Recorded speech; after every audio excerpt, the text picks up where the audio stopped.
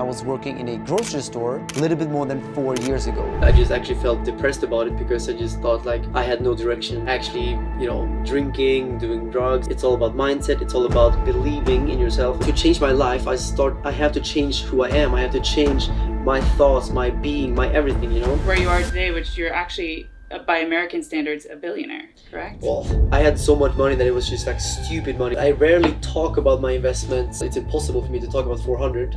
The world we've been put into is governed by money. You can like it or hate it, but you better play the game. Welcome to the Crypto Megan podcast. I'm your host, Megan Nilsson. I'm a high-end crypto and NFT portfolio and Web3 strategy consultant. I'm currently on a world tour as a Web3 keynote speaker at all the biggest Web3, tech, and fintech events around the world as an industry leader to educate anyone from beginner to C-level executive, and of course, to advocate for women in Web3. My mission is to inspire new people to get involved in the crypto and NFT space with quality, entertaining information they can trust as pioneers in this cultural and financial revolution, a paradigm shift.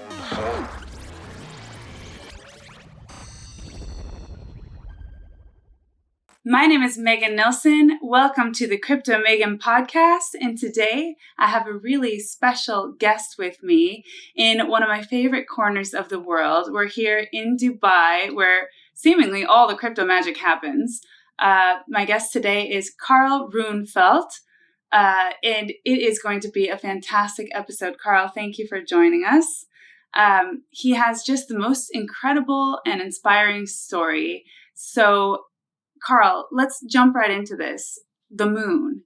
Your company is called The Moon. Your Twitter handle, I believe, is Carl from the Moon. Tell us a little bit about where that came from, where you're from, your background. I know you're Swedish. Let's start with your story. Okay, so the story starts, like you said, way back in Sweden. I mean, it depends on how far back we go, but I like to go deep, so. Let's start maybe, I dropped out of school because I didn't feel like I fit into the normal lifestyle that people, or their life choices, go to school and listen to the teachers and put things on papers. Like I was not able to do that for many reasons. Number one, I have ADHD, so I have a hard time to like concentrate on like things that I don't care much about, especially then schoolwork and like paying attention for a long time, but also that combined with the fact that I didn't know why I was going to go to school or why I needed to go to school, because I didn't want to get like a 9-to-5 job, or I didn't want to become like a lawyer, or like I didn't want to have this like normal Boxed direction life. Because it just seemed so boring somehow. I saw my parents, saw my friends' parents, like everyone had these like normal boring jobs. I wanted to do something more crazy and cooler, but I had no clue what to do. So instead of feeling motivated, I just actually felt depressed about it because I just thought like I had no direction. So that was actually a very bad time of my life.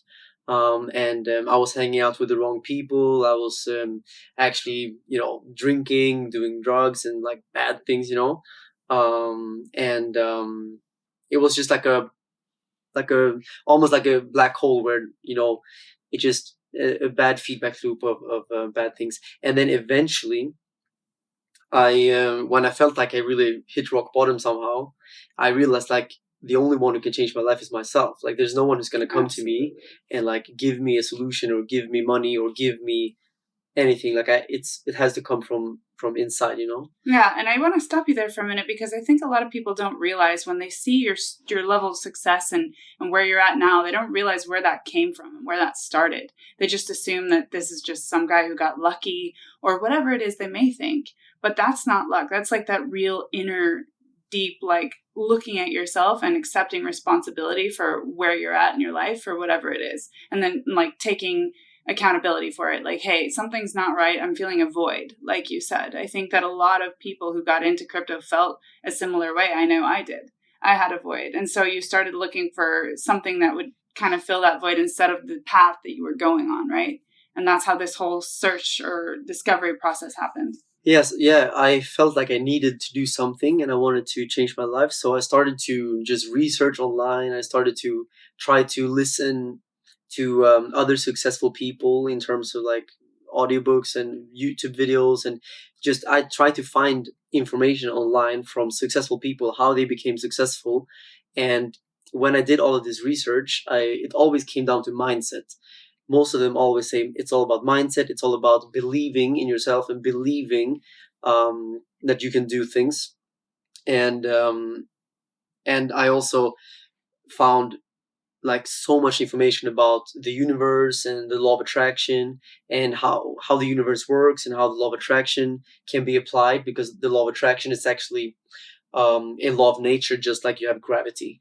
So um, you know, gravity, it's always there whether you believe in it or not. And I realized that law of attraction is also there. It doesn't matter if people believe it or not, it's always going to be there, and it can work for you or against you.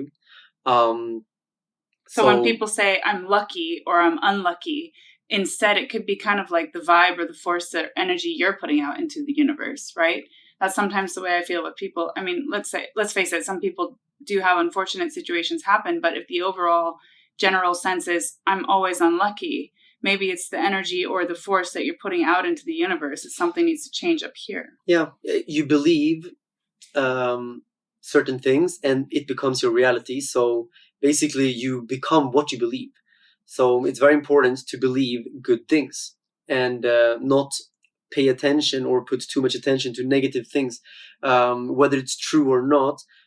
Where attention goes, your energy will flow, and your life will materialize as such.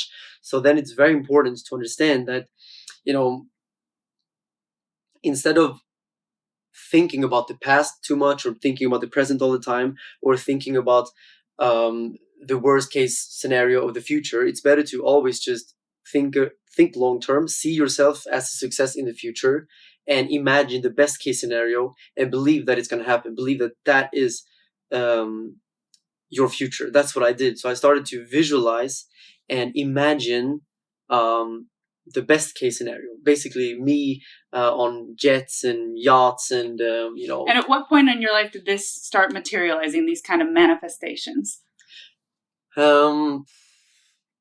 Well, for sure not overnight, not even a few weeks, but it took many months, I would say, maybe even to a year, where I really started to see changes, which I can get into. But where were you? Were you then at the job that everybody Yeah, famously knows now? Or? yeah. I was in the grocery store. So you were at ICA. Yeah, right? ICA. Yeah, exactly. Yeah. So when I started ICA, the grocery store, I still didn't know about the law of attraction. I didn't know about anything. I just started that job to have, any income at all, because before then I didn't have. I was just really struggling. So I started there, but after like maybe 1 year in the grocery store, I started to realize that I was really stuck. Like I can't be stuck here. Mm-hmm. Like the longer I let this go on for, the bigger the risk is that this is going to be my life.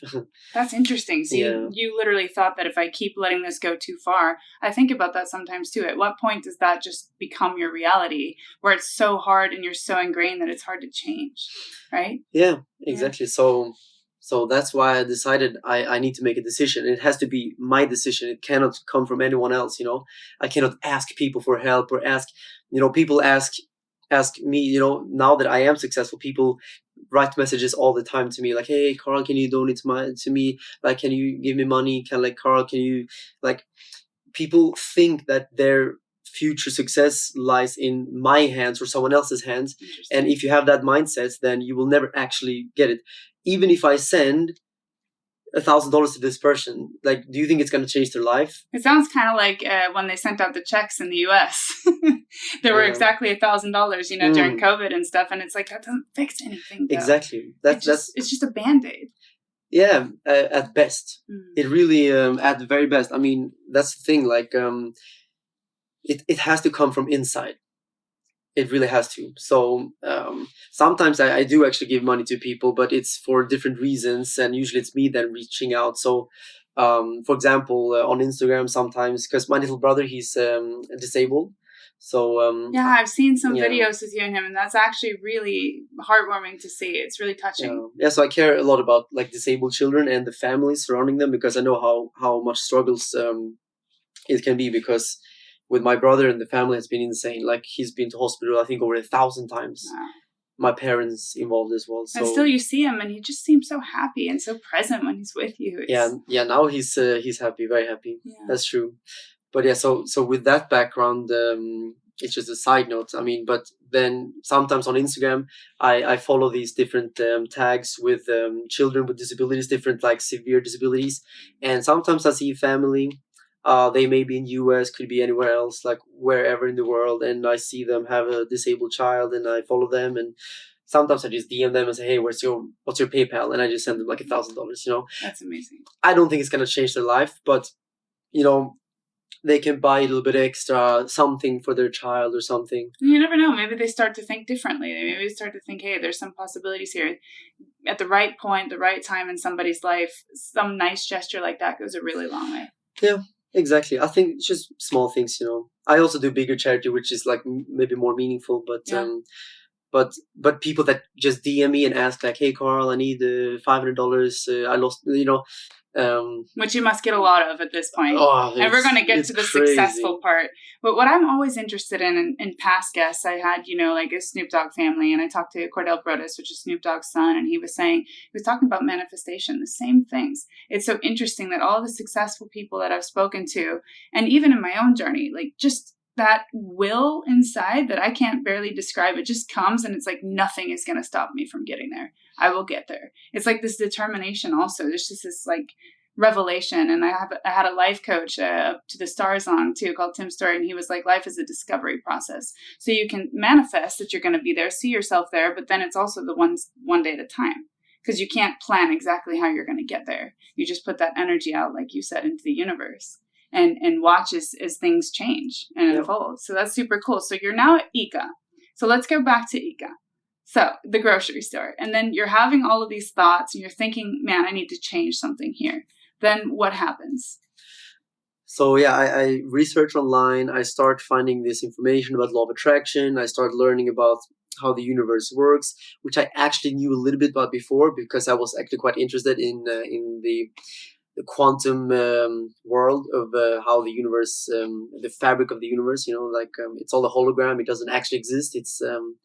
It's just a place that exists in our mind. Actually, reality is nothing more than just energy, just like just our thoughts, just like our words, just like our bodies. Everything is just energy, and it's so the universe is built up by just strings of vibrating energy, and so the law of attraction that I learned about then taught me how what you vibrate with and what energy you have inside of you, you will attract more of. So your level of vibrations. Well, like basically, because vibrations, it's just like you have low vibrations and high vibrations and everything in between. Or and frequencies, we could call them. Yeah, let's say frequencies. Higher, lower frequencies. Exactly. And when you're vibrating on a higher frequency, you attract that amazingness, we'll call it, to your life, right? Yeah, so so that's what I started to realize, and of course it's tough to say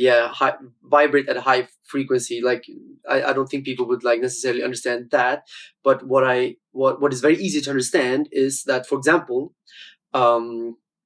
let's take a car as an example. Like take my Bughatti as an example, because it's like a good example. The car, it's actually just energy. It's just vibrations. It's just a frequency. It has a frequency just like we have, and all objects, everything has its own frequency and its own energy field. And it's just, you know, it's not even there. Like the Bughatti, it doesn't really actually exist in any like solid material form. And when you think about it in this way, then you understand how easy it is to manifest something like this, because, you know, it's just energy, just like my thoughts. So if I imagine that I have a Bughatti, if I really vividly imagine in my mind, more than just daydreaming, like really like living the moment, feel it, touch it, smell it, imagining driving around, seeing people's reactions, or like making my parents proud, like show, if you really go deep into that, that moment, this imaginary moment, but then sometimes you can really feel how real it can feel when you do it like this, because your mind and your subconscious can actually not tell difference between reality and just this daydreaming, because it's just electrical signals anyways. Like even if I touch this bottle, it feels like I'm touching something, but in my brain it's just electrical signals, and you can simulate this very easily by just imagining that I touched the bottle. And a great way of doing a test is like, sure, you can eat a lemon, and then your brain will like, but yeah, but sometimes if you're just imagining taking a bite out of a lemon, yeah, then you feel the mouth, and because your brain and your subconscious will think it's true if you really vividly imagine it. And I'm going to think about this next time I see you in a Bughatti in one of your videos. No, it's so cool. I love this kind of talk, because I really believe that in order to show people how to get to where certain successful people are, you need to understand the mentality behind it.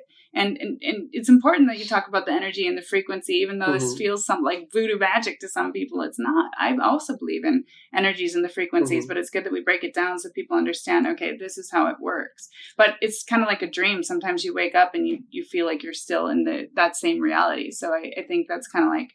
Yeah, so this is what someone has to do. Just really visualize and imagine. That's what should be done, and not only one time, but what I did is like every single day, even, like an exercise. Yeah, every single day. You don't have to do it it doesn't have to be like a long time. I think the maximum I ever do is like maybe 2-3 minutes per day. I don't go too crazy. And what do you visualize at this point in your life? I mean, now, of course, it's a little bit different than back then. In the very beginning, I was really visualizing me flying on private jets, me flying around the world. And you were doing this while you were working at ICA? Yeah. Actually, I think maybe I have my... I can maybe after the set, I'll find because I have my old iPhone 4 that I had when I was working in ICA, and I changed the background image to a private jet, like a point of view, That's super cool. I will see if I can find it.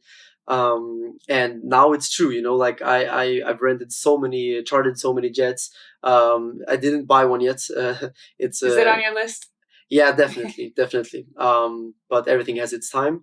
But the act of flying private jets, it's a very cool experience, and I always wanted that, and now I have it. And actually, the private jet story, I think, is a very good story, because it really is a very good example of the law of attraction, how it worked for me.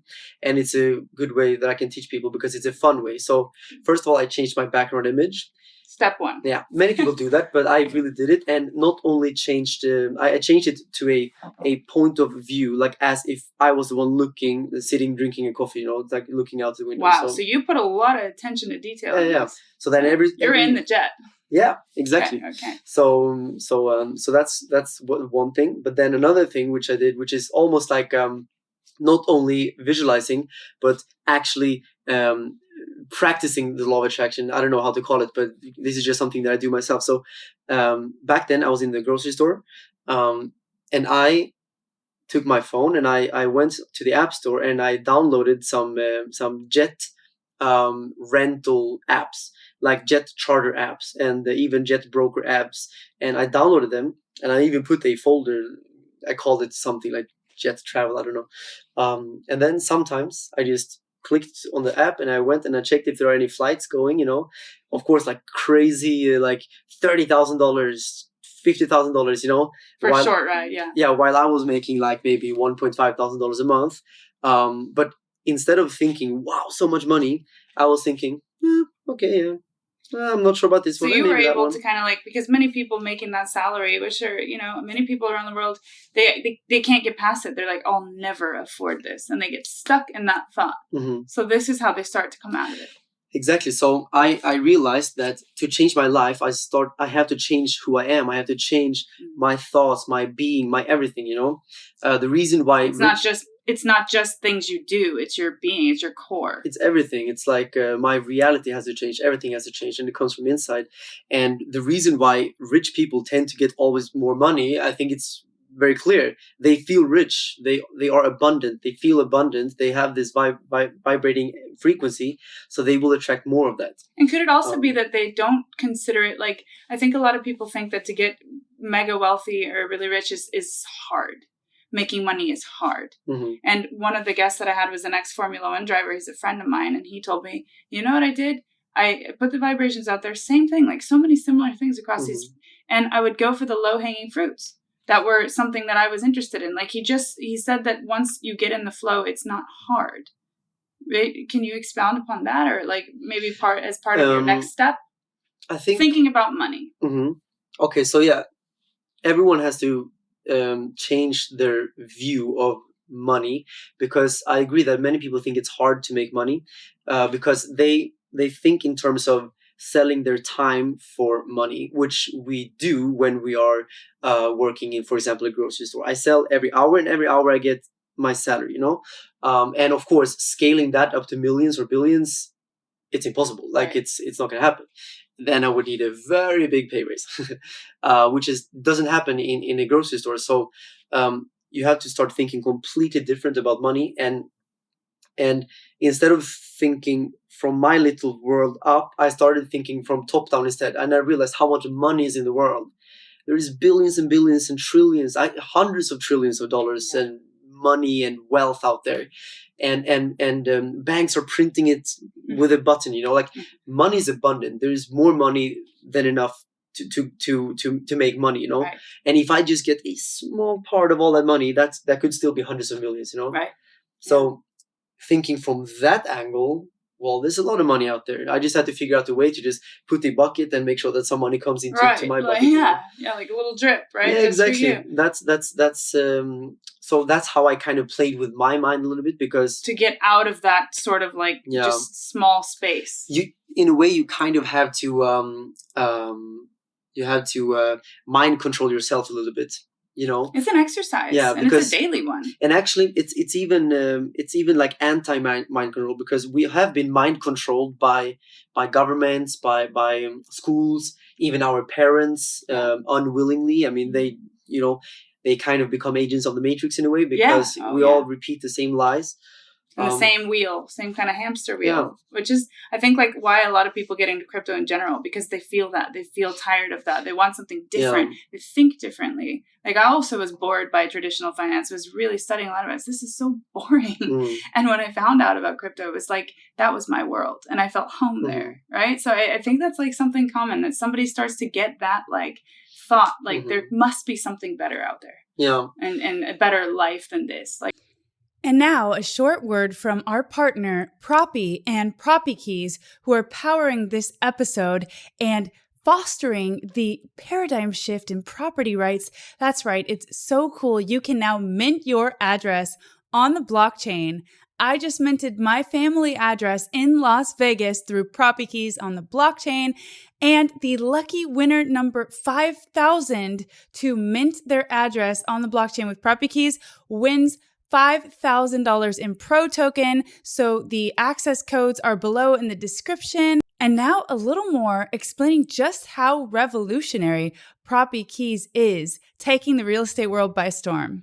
Everything is about to change. Millions of people around the world are about to have access to Bitcoin through the Bitcoin ETF at the click of a button. But why shouldn't everything be that easy? It's time to upgrade the system. I'm here today to tell you about how you can become a part of the world's first movement of creating an on-chain registry of homes with PropyKeys. You'll be able to mint your address on the blockchain and stake it for profits. PropyKeys is part of the Propy ecosystem, and it's a DApp game that is democratizing home ownership. So there are 3 different tiers of participation. You can mint and stake your addresses and upgrade and keep your title on chain. Not only will you be saving money by putting your title on the blockchain on title insurance, but also time, stress, and headache. It's time to upgrade the system. I'm about to go mint my address right now. What are you waiting for? Go mint your addresses too. And also you'll be able to mint celebrity addresses coming soon. So join the real estate revolution today with PROPY and PropyKeys. So let's go back to the steps. So you're in the app. You're like scrolling through sometimes and you're seeing the flights for the prices and then what? Yeah. Even a couple of times I even sent a message and I asked, hello, how much to go to south of France? And he was like, $15,000 to $20,000. And I'm like, nice. But it was fun, like I had fun with it, and I knew that it's definitely possible, because if these apps exist, then there must be thousands of people ordering these flights, so it's just my mindset has been wrong, and I have to just change that. I should think this is cheap. Even a realtor told me lately, and I want to say this because I think this is like a common thought. She said, I have a hard time selling properties because I can't imagine who would want to spend this kind of money on this. And that's like the mentality of like closing yourself off to that abundancy is like also, right? Like not being able to envision that there is that wealth in the world. And exactly. So what people do wrong is that they focus on problems and limitations rather than the opportunities. Instead of thinking like that, she should have thought, I mean, there are 40 million millionaires in the world, approximately. That's 40 million millionaires. That's a lot.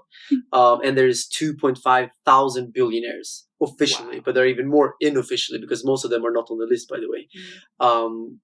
So many people with insane amounts of wealth, So she should have thought about that instead. How do I reach these people? Because they're clearly out there. 40 million. I mean, that's 4 times bigger than Sweden. That's just mind blowing. Yeah, it's insane. So people just have to change.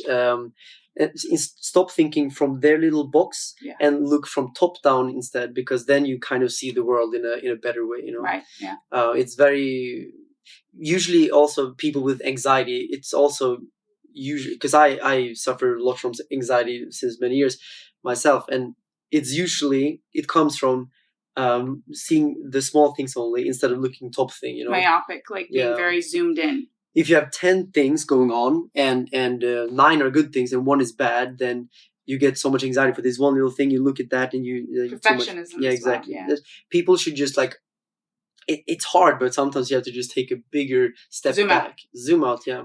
And you did say that you have ADHD, and there's a lot of people with that in the world. I think it's a massive hindrance. I know Daniel Ek has it, the founder of Spotify. And it seems to be like there are a lot of brilliant people with ADHD who I heard that actually if you do have ADHD and you find something you really love, that you are able to focus really hard on it. I don't know if that's true, but it doesn't seem to be a hindrance for somebody who, like you, has found their calling. It's a gift in a way in certain areas, right? I mean, ADHD, I usually try to explain it in a way where it's hard to get things going. Usually with ADHD, it's hard to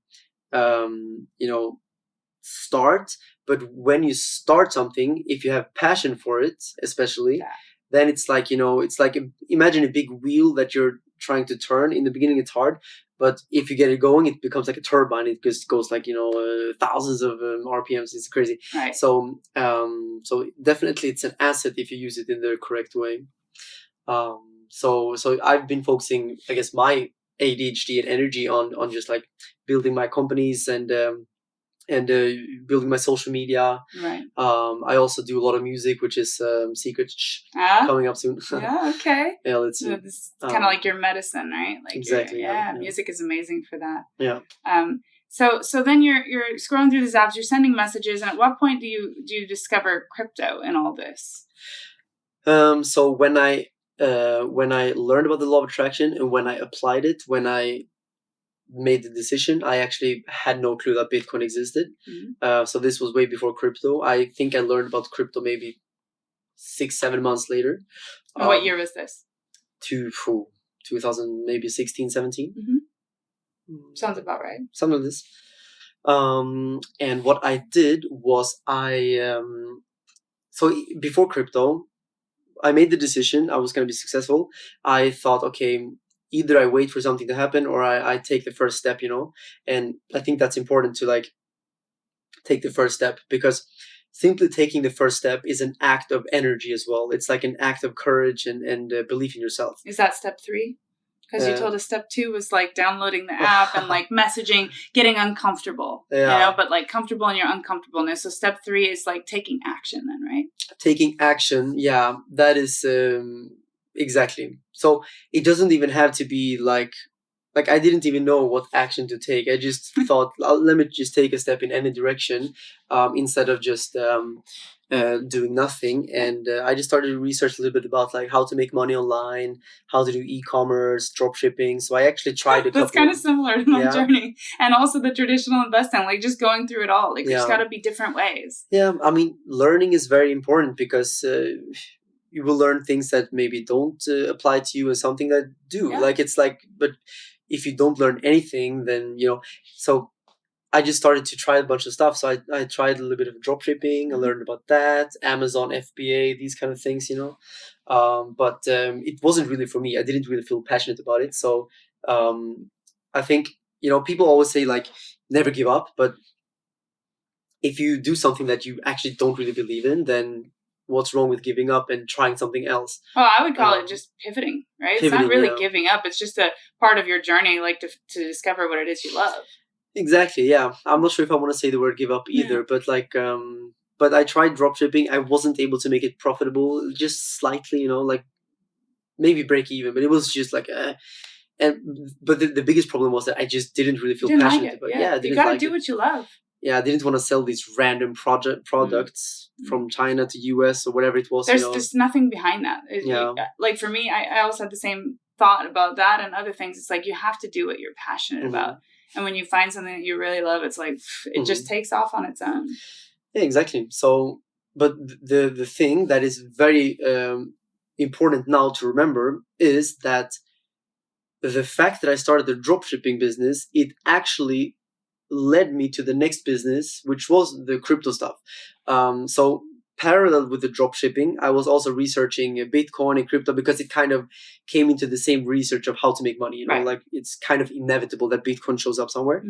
And then when I gave up on the drop shipping stuff, I think I had like maybe 2 weeks where I was like, oh, I'm back to square one. Like, what am I supposed to do now? Like, should I just give up? Maybe I should just like focus on getting a pay raise in the grocery store instead. But those thoughts are very dangerous and you should never allow them to like absorb your mind. Right. And after some time there, that would essentially be maybe the giving up part. Yeah, that would be giving up. Yeah. And that's definitely not good. Because the act of giving up is also a very big energetic move, and it impacts everything. But so what I did was I had the idea of dropshipping, which I failed, and I learned about crypto. And actually, many years prior, I made a little bit of music videos online. I was playing guitar on YouTube, so I had a little bit of basic understanding of YouTube. So then I kind of put 3 things together.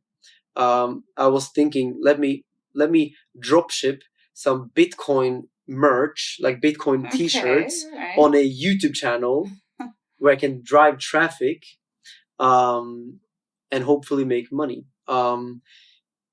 And that's how the idea came. That was my first idea with the YouTube channel, like educate people. So I started making videos about Bitcoin, how like educating people about Bitcoin, the financial system, and about monetary system and everything.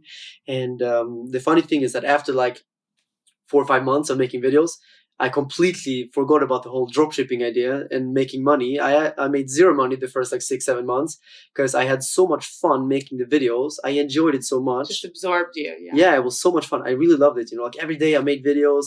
I ran home from the grocery store, made a video, talked about Bitcoin, crypto, Ethereum, whatever, just educating people because I was learning so much myself about crypto. So I was eager to teach people. And this is actually a good point.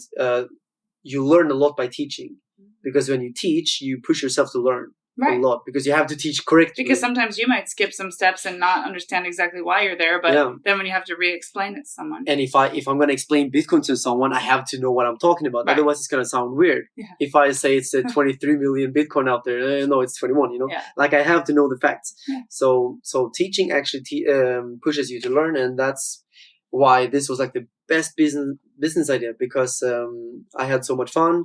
I was learning, and eventually I started to turn on ads. I started to do trading, investments, and like everything from there on started to really kind of exponentially grow. And after maybe 2-3 years, I was making very good money, like mind-blowing money for someone in a grocery store, you know. Right. And so you at some point decided to go all in, right? Mm-hmm. I mean, you were making grocery store salary, and so Mm-hmm. a lot of that, or most of that, you were putting directly into crypto. All of it, yeah. Yeah. And you were young, and many, you could take that risk, I suppose, Mm-hmm. at that age, and finding out what you're doing. A lot of people ask me when they want to learn, how much is enough? How much is enough to change my life or to do something meaningful? And it's like, that's different for every person. But when you get in these kind of atmospheres when things Mm-hmm. are down and nobody's talking about it and you're learning and you're just doing it, not during the hype when everybody and your mom is calling you like, hey, what's up with Bitcoin? It's generally, pretty good time for people to start learning. Right? Yeah, definitely. So to put it that way. So you went pretty much all in at that point. You were like, this is my thing. I'm gonna do this, and I'm in. Yeah, I put all of my grocery store money in Bitcoin, that's for sure. Then if you think about it, all of your grocery store, it didn't take that big of an amount to get you to where you are. Well, so it's not true, because some people think that I made my money from putting my grocery store money into Bitcoin, but this is not true. So let's talk about that, because I think people, they want to know how you got to be. Okay, so because in the grocery store, maybe I don't know how much I made in total there, but we're talking maybe, I don't know, a few tens of thousands maximum, maybe 20,000, something like this. So let's explain then the jump from there to how you got to the. Because I worked there 3 years and I made $1,500 a month, so people can make their own math there. But then I had expenses and things as well, so I couldn't put every dollar, but everything I didn't use for food and other things, I put into Bitcoin. Right. But what I made money from was actually my business. Okay. I generated cash flow. So in the very, very early stages, I took my little bit of grocery store money and started trading, learning about trading. I started to make small investments in altcoins and just low cap gems. Yeah, just like trading, Yeah. And I made a little bit of money from that, but not nearly enough to fly private jets. But what really made a big break was because I was using exchanges, like Bybit, for example. I was trading myself there. Mm-hmm. So one day I just took a referral link from the website and I put it under my video, and I told people, yeah, by the way, like if you also want to trade where I'm trading, it's Bybit. And then boom, like from one day to the other, like really. I started. So what kind of views were you getting on your videos when this boom happened? I mean, it's not much. I would say maybe 6,000-7,000 views per. It's so interesting because I've heard yeah. this story from somebody else, not to at your extent, but the same kind of story. Like actually, now I got good revenue from referring good partners and like teaching people in the process. If you choose the right partners and if you have the right content, and my content was perfect for that because I was starting doing a lot of trading in my videos. Okay. And then everyone wants to know, where can I trade? Yeah. Where are you trading, Carl? And I told them, well, I'm trading here, and here's a link if you want to use it. It's up to them. Like But you started with the little amount that you had from the grocery store, and you started to grow your empire. Mm-hmm. That's where this came from. Yeah, definitely. Definitely. And then from pushing traffic to exchanges, I made very, very good money, and that was the actual capital that I later used to invest into all of those 400 startups that I've invested in, many different companies. It's token investments and equity deals. Yeah. And that's how I really accelerate everything. Or that's how you reached where you are today, which you're actually, by American standards, a billionaire, correct? Well, people say different net worths. It's up and down. I wouldn't put it. All right, we'll leave it out there. But that's been the talk on the town. I mean, you've done really well. And the point here is that you got there step by step, and by reinvesting, because that's what I always tell people, start with the amount you can. And in the bull market, then you have your profits, right? And you keep going and you roll that over and you invest it into a business like you do, something that you're passionate about, right? Like, so that's truly amazing that you were able to do that. And now you're investing. I saw one of your tweets the other day that, while people are complaining or they're upset that things are down, you're out there on the ground making moves and investing right now, which is really cool. Right now, you find very good deals on that's companies. What Warren Buffett would say, right? Like, it's the same principle, only we're in a different world now. We're in Web3 and crypto. The only problem is most of my net worth is crypto, so I don't have so much firepower. If I had bigger real estate investments, I would have actually sold them now and bought a bunch of crypto companies. Right. But I still have a lot of Bitcoin that I had from that I've been accumulating, and I'm using the Bitcoin to accumulate smaller cryptos. Right. So you're rolling your Bitcoin profits into altcoins. Exactly, because Bitcoin has gone down quite a lot, right? But altcoins have gone down way more, exponentially. And I think people see that and they're like, "Oh my God, they're all going to go to zero and it's over." Yeah, and maybe some of them will, but that's the perfect time to buy. It's market cycles. It's like emotions. So you've also in this like something that I've also had to teach myself, and many people who start to get good at this do is you have to master your emotions, and have conviction in it. Definitely. But yeah, so there is of course a flip side to these financial markets. Like in the bull market, my net worth was actually crazy. Like it was really going up to like mind-blowing numbers, and I thought I was the king of the world, and like I was getting really like euphoric, and so it get to you too. I mean, it's impossible to control those emotions at some point. Yeah, I had even advisors that came to me and told me to do different things, like you should take profits here, you should do this and do that, and I was like, nah, like look at me, like I can do this myself. I made all this money. Like the ego was getting very big, and I had to eat that because way more than 80% of my net worth is gone from those high levels. So way more, maybe even 90%, I would say. But it's cool that you're saying that and that people hear that, because people just think that this is just all glitz and glam and nobody goes through those cycles, and everyone who gets to this level is perfect. No. And that's my strategy is not to time the market either. Although I had a similar experience. My dad is an accountant, so a CPA, and he told me, hey, take this and you put it into some bonds and all this stuff that I didn't want to hear about, like that's so boring, get out of here. But yeah, it happens to the best of us, right? Like you. Yeah, so I got carried away and I made a lot of money, but I lost most of it, I would say. Like at the very top of the bull market, I had so much money that it was just like stupid money. Like usually it takes decades for entrepreneurs to build a company with like tens of thousands of employees, and then they sell this company and then they liquidate and then they get that money. Right. I made it in like 2 years. Like, it's just mind blowing. What were you What were you feeling at that moment? Like I don't know, so many different things. I mean, I bought my Bughatti, of course. Like I was like, yeah, let's buy Bughatti. That's amazing. I could have bought like dozens, hundreds, maybe. Like it was just like stupid. What did your family think and your friends? I mean, what were their reactions to this? My family was very surprised, obviously, because I came from a grocery store, and like 3-4 years later, I was. They must have been inspired, right? I mean, my parents very proud, I would say, because just a few years later they were the opposite of proud, whatever that is. What if there's a word for that? I don't know. Disappointed. So that was the biggest shift I would say, because in 3 years. You mean a few years prior they were disappointed? Yeah, like 5 years prior to those crazy times. Because the path that you were on in life, and so you really turned things around for yourself. I think they were disappointed up until the point where I quit my grocery store job. They saw that then you were really willing to risk it all in yourself, believe in yourself. Because when I quit my grocery store job, funny thing, I actually was already making like thousands of dollars online. Okay.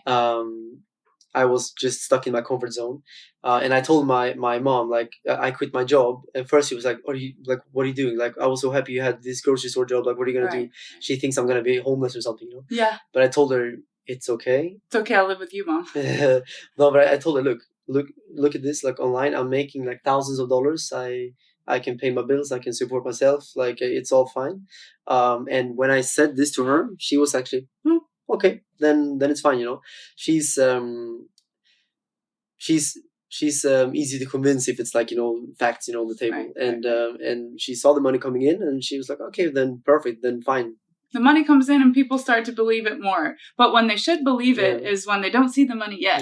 That's the problem, right? My mom always says that because she always told me, Carl, you need a real job. Because when I was in the grocery store and I was sitting on my computer sometimes, both my parents were always like, oh, what are you doing? Like, turn off your computer, like do something, go get your grades together again, or like work up your grades, or go to the grocery store. Like, you need a real job. That's like what they always were saying. You need a real job.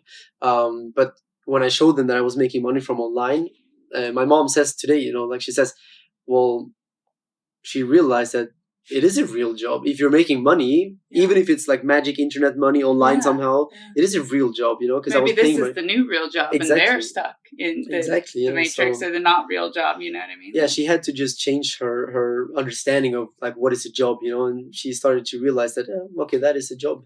Or also of what is money. And this is why one of the things that I do like to talk about is money, because a lot of people say, no, don't talk about investing in crypto. No, we're in this for the tech and for the community, which it is a big part. And it's like the things you discover along the way, the beautiful things of this world. But everybody wants financial freedom. Everybody wants to be able to feel like they're free of those restraints of real jobs, right? Or maybe not everybody, I should say, but that financial freedom that makes them feel like they can do whatever they want and dedicate themselves. They can do that. Like, that's possible. It's possible to have that freedom. So I think it's important to talk about money, because in the US, I mean, in a general sense, we can talk about money and I think it's inspiring. But in Europe, and particularly Sweden, people don't like to talk about money so much, right? I mean, it's a taboo. Yeah, in Sweden, it's, you know, even since very young age, I actually always had this dream of being rich, you know, like I always wanted that's not typical Swedish. It's very untypical Swedish. Yeah. So we had a couple of trips with my family when we went to the south of France, you know, normal family holiday, for like, you know, Swedish people do that, either Thailand or France. And instead of like doing the normal stuff, I was always like, let's go to the harbor. Let's look at the big boats. Let's look at the yachts, you know. You were inspired. Yeah, because I always wanted to see them. And I looked up, I tried to look over there, like, who is this? Like, who is on the boat, you know? And I was just like, wow, this guy, like, how did he make this money? Like, how is it possible? Like, and I was like, you know, very dreamy about like having a boat and being wealthy. And when we took a car over to Monaco, it made me so inspired. I think Monaco and the south of France has a big impact on me, because for me that was like the vision of like the wealthy people, you know, the luxury. Yeah, and that was way back, like I don't know, 15. So you started manifesting before you even knew what that was. Maybe. I mean, at least I was. I knew that I wanted that, you know, like I wanted to be rich, I wanted to be wealthy, and I wanted to like have a cool dream life. I didn't want to sit in a cashier in a grocery store, that's for sure. Yeah. But that. So you made those moves. You did this. You created this life, and now you're investing. To fast forward to where we are today, you're investing in all kind of crypto startups. And I know we discussed right before this that it's really hard to talk about projects or you go into depth, because there are so many scams out there. And I myself often don't even get involved or don't talk about things. There's few projects that I'm an advisor to that inspire me. Like one that I just did in Marrakesh in Morocco. It's called Tomi. And it's the decentralized internet structure. So they're building a whole alternative internet structure that's decentralized. Like those kind of things that inspire me, I'll talk about it because there's a real team and a force behind them. But otherwise, it's hard to guide people through new projects, right? So how do you make that filter when you're investing in new stuff? Well, I invest, but I rarely talk about my investments online for two reasons. First of all, it's impossible for me to talk about 400. It would take up 400. It's way too much. It's impossible. So usually I choose the ones that I really believe in, the ones that I invest a lot in, where I sometimes if I invest a lot, like millions, I also make sure to go in slightly operational, so that or not really operational myself, but like I look into the operations and I try to advise and help on how to, you know, do things differently, and advising, but on a big level, you know, using my team and coming in and really like, because I have a legal team, I have a finance team, I have media team, social media, like I have so many teams, and I can really go in and help out. And I do that because I want to help out, but more importantly, to protect my investment, of course. If I invest, let's say, 2 million into a company, I want to make sure that 2 million becomes 20 million or 200 million. You want to make sure that it is what they say it is and that they're working there. I know Cordell Broadus, he says, yeah, I'll call you at 6 a.m. I'm making sure that you're on your game because the stakes are high. You know, we want to perform. We want to build the next big thing that makes things better in the world too. Like, that's so cool. Yeah. So I have different forms of involvement. Either I'm investing a lot and then I get quite involved. Or I invest smaller tickets like $50,000, $100,000, and then it's more like these small bets where I just invest and then I forget about it, and then it's more like set it and forget it. Yeah, and then I have my team that we have a strategy. So, for example, after a 5x return, then we take some profits. If it's a 10x, we take some profits. And we have like strategies. So that's something that people who are watching could apply a similar concept to their portfolio, right? Like, I mean, take some profits. Profit taking is really important. Then you let it set. So you've got your whole system to where you're growing your wealth now in that way. That's really cool. And you're also helping the ecosystem and helping us grow as an industry. Yeah, someone has to invest, right? So so I've deployed a lot of money into different startups, and in the bull market, it's easy to get money, but right now in the bear market, it's much harder. So now when I'm investing, like projects are way more appreciative. So because it's hard to raise. Yeah, and so you say right now in a bear market, I actually believe we might be in the very beginnings of a bull. When do you think we're going to start to see the next full effects of the adoption coming in? And I believe that the next cycle is going to be one of the most explosive that we've had. Well, I think we need to wait for the Bitcoin halving to take place, because as soon as the inflation rate cut in half again, then just like the previous halvings, we will see an increase in the price, because the demand is going up all the time and the newly created supply is going down all the time, which is creating this massive explosive effect in the price of Bitcoin. So and shortage on the market when everybody goes for it at once. Tim Draper is a billionaire investor. He's going to be on the podcast upcoming. He says that, just to put it into context for people, like, how is this possible? And he says that if 6% of the world's currency were to convert into crypto, into Bitcoin, the price in Bitcoin would be reflected at like around $250,000. Oh, that's conservative. So the 6%, yeah, and that's he's saying to start there, and that could happen by the end of 2024. The world money supply is $100 trillion, and if let's say half of that goes into Bitcoin, which I think is very possible because Bitcoin is a better form of money than fiat, then Bitcoin could go to actually millions of dollars per Bitcoin, between $2 to $5 million. $2 to $5 million. Yeah, I think $5 million per Bitcoin is a very possible target. By when do you think that could happen? That could take a long time. It could even take 2 decades. Yeah. I think fair value for Bitcoin is somewhere between $3 to $5 million worth of per Bitcoin. That's like where it's supposed to be. But the interesting thing is that nothing ever goes to its fair value and just sticks there. There's going to be a time where Bitcoin is overvalued. Right. Like massively overvalued. So that could take Bitcoin up to something like maybe $10 million, even crazier than that, where Bitcoin absorbs like a black hole all the value in not only money, but also in real estate, all the stocks, even Picasso paintings, like things where people right now use these assets to store wealth because they don't want to store it in fiat, because they lose money from that. They lose purchasing power. So many people, they buy things not because they like them, but because they have to. Some people buy Picasso paintings not because they actually like the painting. They need to move their They money. need to put it somewhere where it's like safe. You know? They could put it into a CryptoPunk. Right? Yeah, CryptoPunk is possible. Or the new Mona Lisa of the digital age. Yeah.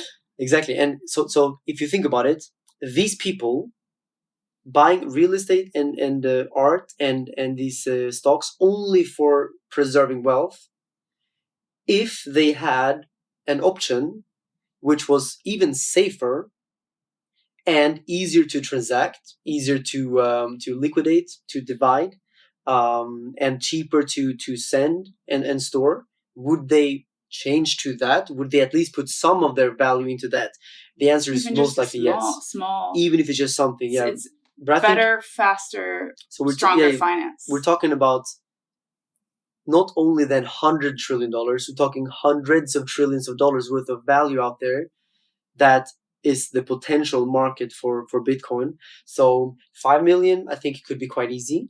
I think up to like 10 million, even higher, is possible. But at that point, it's actually worth it to sell most of your Bitcoin and start buying other things like real estate and buy stocks and diversify a little bit. Buy whatever you can. And where do you see altcoins in this whole scenario of building your portfolio? That's harder to predict. It's very tough, because same with going back into the internet era, you could make the prediction internet will be the next big thing. It's going to take over the world. Yes, obvious to some people. But which companies? That's much tougher. Right.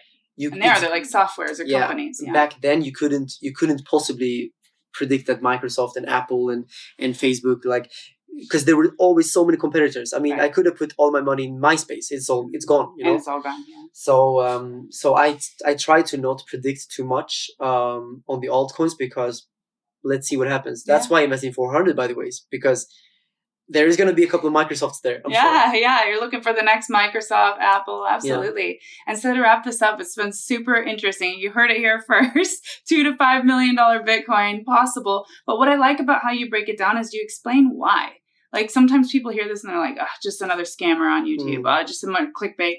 But it's possible and it is there. And people can't conceive that because they don't understand the flow of money, how much money is out there and what has to happen to make it possible. So as we wrap this up, what are you working on now? What are your next, like, most upcoming goals in your career? I know you had a documentary on you recently. Is that about your life story? And when is that coming out?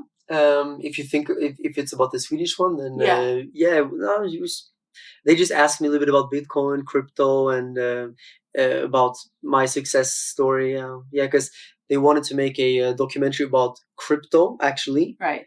But they thought it's going to be so boring that they need like a main character, a human, to kind of follow to make it more interesting. Cool. So they chose me. Definitely a good choice with you. You make it very interesting for sure. Thank you. Yeah. And so your upcoming things that we can look for in your... Well, one thing that I really am very proud of and happy to bring to people is CryptoJobs.com. It's a crypto job board. The reason why I'm so happy about it is because it's really like the fundamentals of crypto, you know. Crypto is the future and everyone is saying that always, but someone has to build the future. Someone has to be there, you know, on the front lines and build the companies and invest in the companies. And I'm one of those people, and I want to inspire more people to become part of that, you know, crypto army to really, like, you know, build the future. On CryptoJobs.com, companies can hire talent, and the talents can go and find companies with vacant jobs. Right now, there's a bunch of vacant jobs, by the way, because there's a lot of layoffs, and there's also good talents out there that got laid off, and now they're looking for jobs. So on CryptoJobs.com, I see a lot of people getting new jobs, and it's kind of like a recruitment agency, but without the middleman. The people exactly. It's a job board. So CryptoJobs.com. Cool. There were a few other competitors out there that were just like really bad. So I thought I'm just gonna invest a lot into like a proper nice domain, CryptoJobs.com. Cool. And then just put my team on making an amazing website. I think I started this like almost 2 years ago, and now it's online and fully functioning. And that's cool. Yeah, you know, anybody wanting to jump into this world, I mean, there you have it. You can start there. You know, when you're looking for a job or for career or calling or something, you know, start there with the communities by following what you're doing, by watching this podcast. And you know what? Actually, I'm really happy to do this with you today because I have a big following from women. And it's nice for women to be able to see that women can do this too, that you're now involved in the women's community, and that's going to be huge too. It's just a barrier to entry because there's not a lot of education focused on, hey, you know, let's gear this up towards women and make them feel comfortable in this world as well. So I think everyone should be included in crypto because crypto applies to really everyone. No matter where you come from, what gender, or like, it's really because it's money, right? Money applies to everyone. Like the only person that money doesn't really apply to is maybe animals in the jungle. But like but all humans, we need money to live our lives because the world we've been put into is governed by money, and it's not our choice. It is just how it is. It's what the governments have and the banks have put in place. You can like it or hate it, but you better play the game, and then you better learn about money. What is money? How to make money, and how to actually become free from money, because you can become free from it. Absolutely. But only by actually learning about it and making money. So the only people that really are controlled by money are poor people, because poor people, their freedom is limited, right? Because they can't afford even maybe to go to a restaurant, or they cannot afford to fly somewhere, or, you know, their freedom is limited. So money is the means to the vehicle to freedom.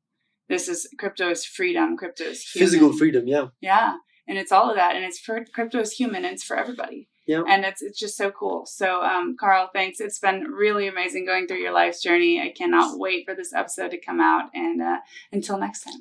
Thank you so much. Very good. Thank you. Thank you.